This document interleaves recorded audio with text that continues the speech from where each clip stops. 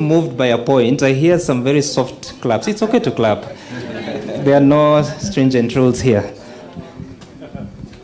Thank you very much, Sam, my colleagues, Edwin Sifuna, Julius, Karori, the organizers of this event, Edwin and Mongela, and all the other team, and all the Kenyans present here this morning. Good morning.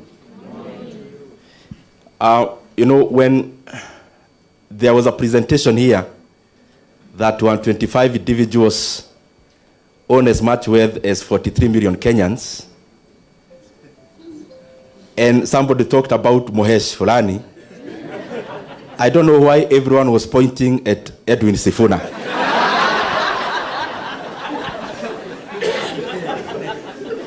And I don't also know why the people on this side were focusing on Karori Omondi. But they'll clarify later. I want to be very direct to the point. Number one is that I am very glad to be a leader in Kenya, because the issues we are talking about here, some of them we have the ability to do something about them. And I've been trying to do something about some of them in my capacity as MP for Kiharu, and especially on the education front. Education in Kiharu, we put it with we consider it with a very high premium. And it is for that reason that all primary schools in Kiharu, those who've been there, they are well done. They look like what we call academies in quotes. And for those who come from rural areas, this is something great, that all public primary schools in Kiharu, all classrooms are actually tiled. When I say that in Nairobi, it doesn't seem like something big, but Kiharu is a rural constituency. We also run a program called Kiharu Masomo Bora, which takes care of 12,000 learners, over 12,000 learners. And this school in Kiharu is actually 1,000 shillings per term. The rest we take care of. And actually in that 1,000 per term, learners eat in school from Monday to Saturday. And by the way, in Kiharu, every last Friday of the month, those learners in all day schools, they actually eat chapati for lunch. Actual ones, they are cooked. Why is inequality so important? Why is inequality very important, even economically speaking? In terms of my leaning politically, I would say I'm center-right. I am also a proponent of enterprise because I think they do something great for the economy. But in terms of equality and inequality, as I have seen very well measured here, even through Gini coefficient, when you have, just to put it in banal terms or in plain terms, when you have 1 million people here, 2 of them, they have, let's say 2 billion shillings each. And the other ones, they have $1 each. When you are calculating what you call GDP per capita or income per capita, they only take the aggregate, you divide by the number of the people. And I don't think that is a very good representation of the situation.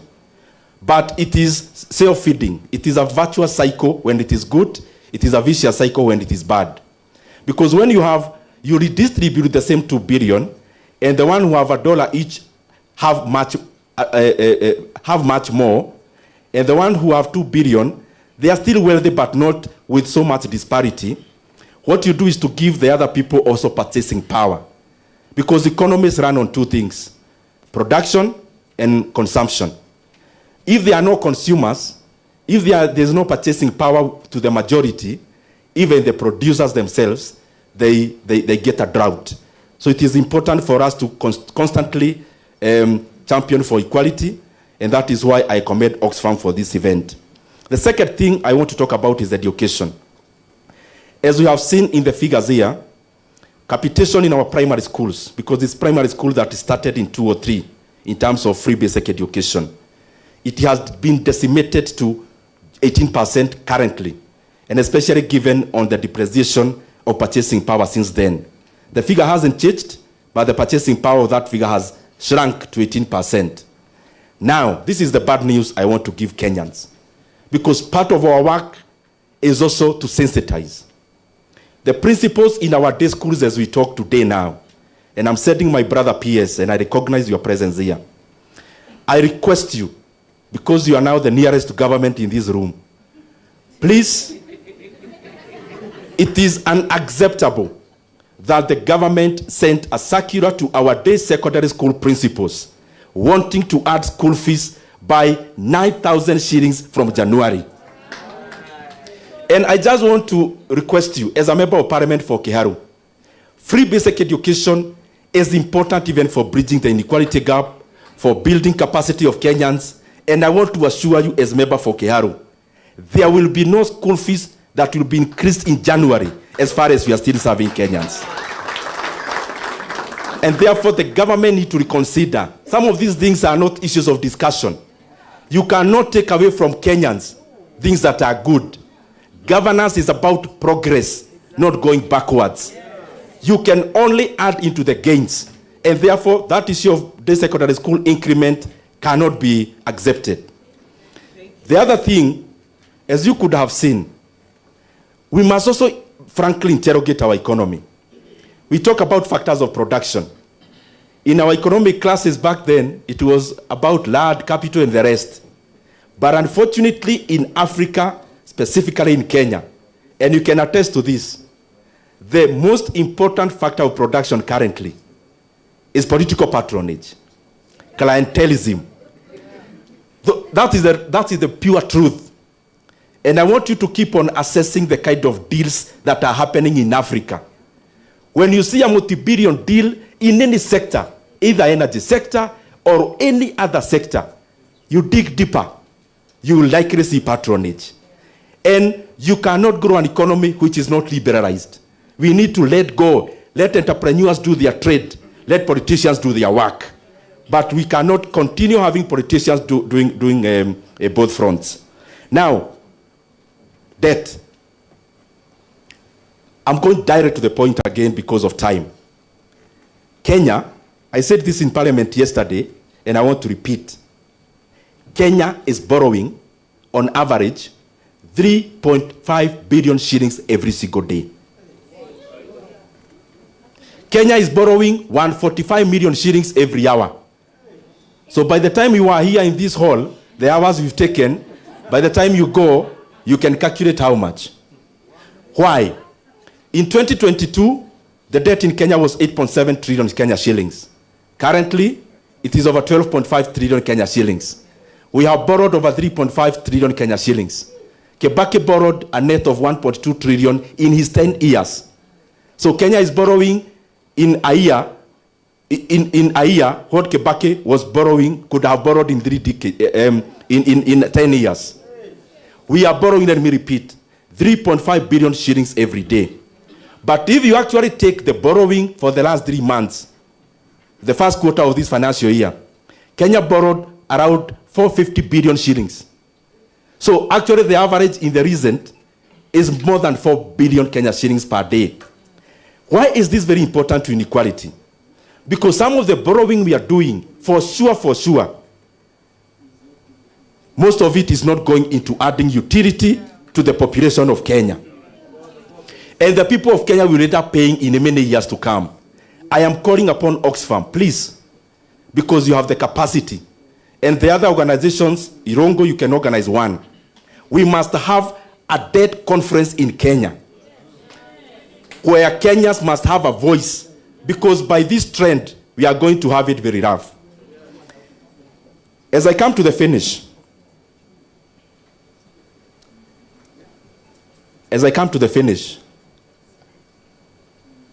please, I will talk slowly as I finish.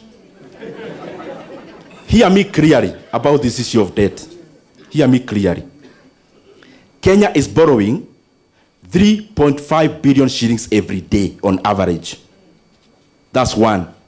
Secondly, because people say, oh, Kibaki also borrowed, Uhuru also borrowed. Now listen to this.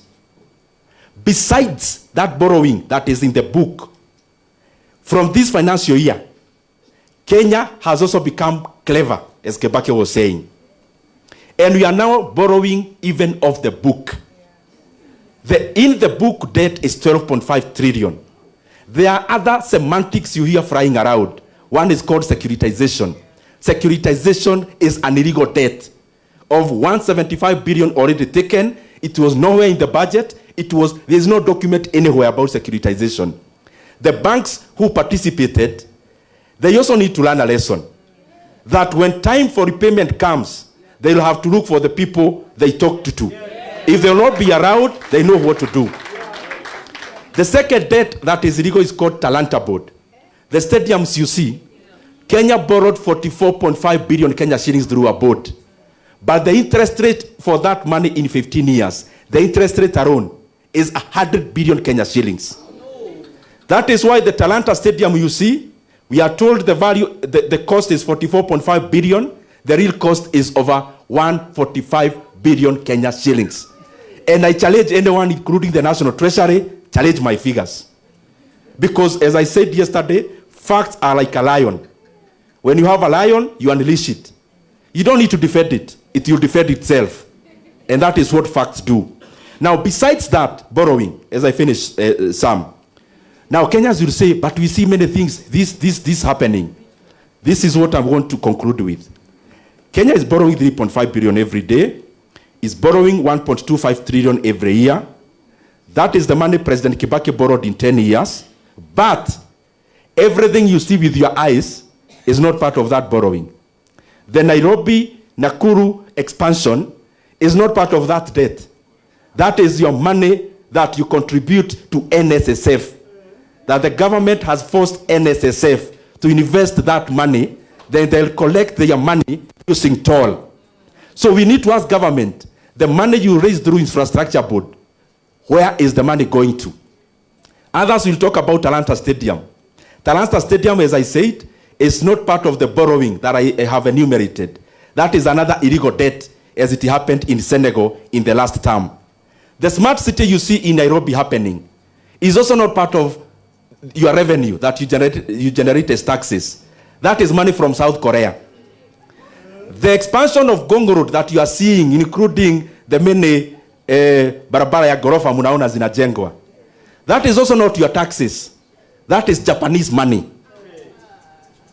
The programs you hear the government launching, including Nyota, that they hijacked the other day, that is also not your taxes. That is money from World Bank. So the question is, as we talk about inequality, the money you are borrowing, where is it going? Thank you very much.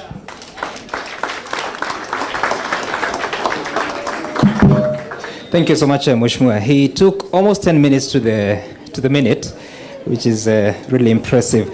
And as you think about that, I can see there's